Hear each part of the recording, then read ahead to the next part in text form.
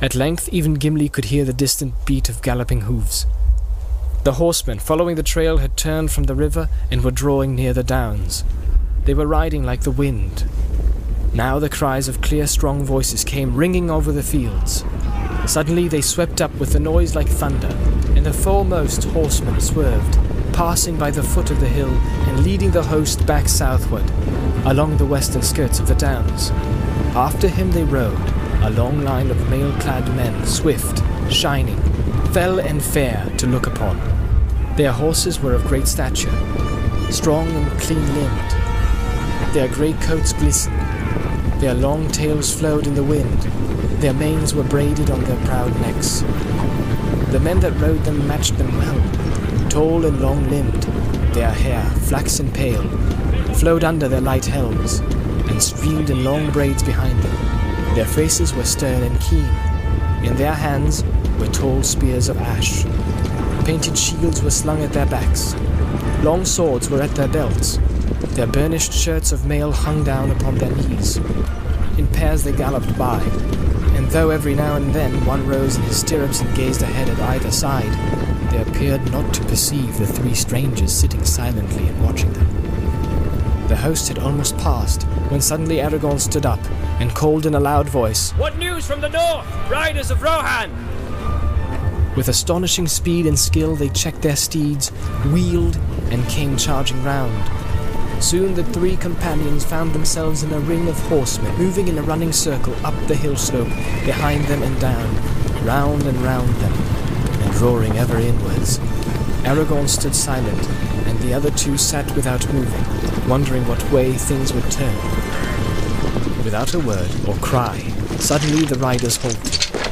A thicket of spears were pointed towards the strangers, and some of the horsemen had bows in hand, and their arrows were already fitted to the string. Then one rode forward, a tall man, taller than the rest. From his helm as a crest, a white horsetail flowed. He advanced until the point of his spear was within a foot of Aragorn's breast. Aragorn did not stir. "Who are you, and what are you doing in this land?"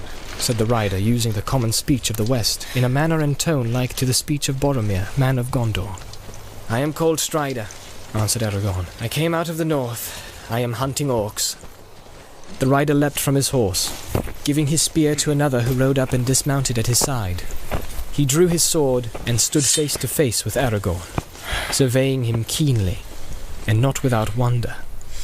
At length he spoke again. "At first I thought that you yourselves were orcs," he said.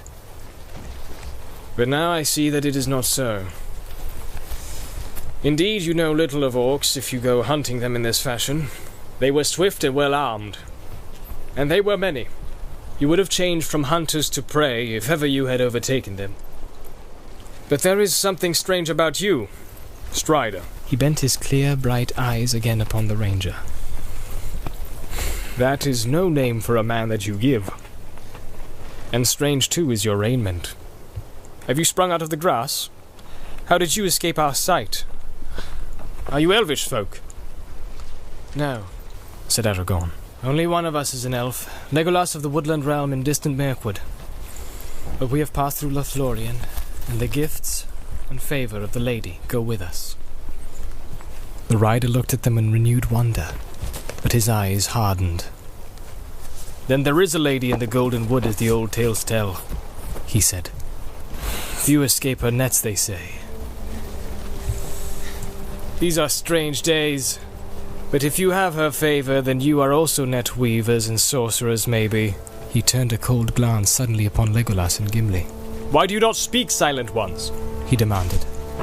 Gimli rose and planted his feet firmly apart. His hand gripped the handle of his axe, and his dark eyes flashed. "Give me your name, horsemaster, and I will give you mine, and more besides," he said. "As for that," said the rider, staring down at the dwarf, "the stranger should declare himself first. Yet I am named Eomer, and am called the Third Marshal of the Riddermark." "Then, Eomer, son of Eomund, Third Marshal of the Riddermark, let Gimli the dwarf, Gloin's son, warn you against foolish words. You speak evil of that which is fair beyond the reach of your thought, and only little wit can excuse you. Eomer's eyes blazed, and the men of Rohan murmured angrily and closed in, advancing their spears. I would cut off your head, beard and all, Master Dwarf, if it stood but a little higher from the ground, said Eomer. He stands not alone, said Legolas, bending his bow and fitting an arrow with hands that moved quicker than sight. You would die before your stroke fell. Eomer raised his sword and things might have gone ill, but Aragorn sprang between them and raised his hand. Your pardon, Eomer, he cried.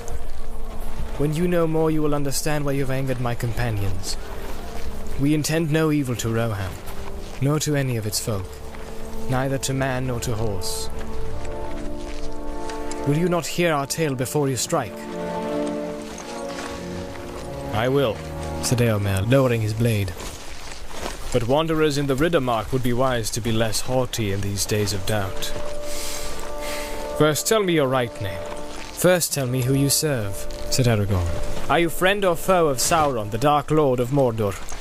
I serve only the Lord of the Mark, Theoden King, son of Thengel, answered Eomer. We do not serve the power of the Black Land far away, but neither yet are we at an open war with him. And if you are fleeing from him, then you had best leave this land. There is trouble now on all borders, and we are threatened. But we desire only to be free, and to live as we have lived, keeping our own, and serving no foreign lord, good or evil. We welcomed guests kindly in the better days, but in these times the unbidden stranger finds us swift and hard. Come, who are you? Whom do you serve? At whose command do you hunt orcs in our land? I serve no man, said Aragorn, but the servants of Sauron I pursue into whatever land they may go. There are few among mortal men who know more of orcs, and I do not hunt them in this fashion out of choice. The orcs whom we pursued took captive two of my friends.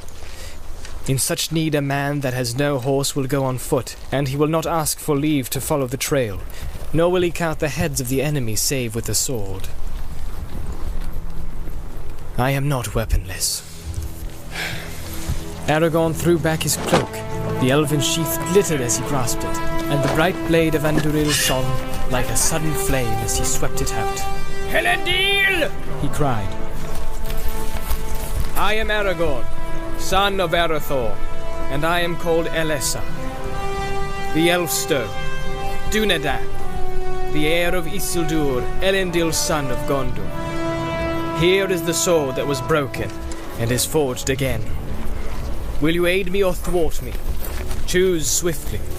Gimli and Legolas looked at their companion in amazement, for they had not seen him in this mood before. He seemed to have grown in stature, while Eomer had shrunk, and in his living face they caught a brief vision of the power and majesty of the kings of stone. For a moment it seemed to the eyes of Legolas that a white flame flickered on the brows of Aragorn, like a shining crown.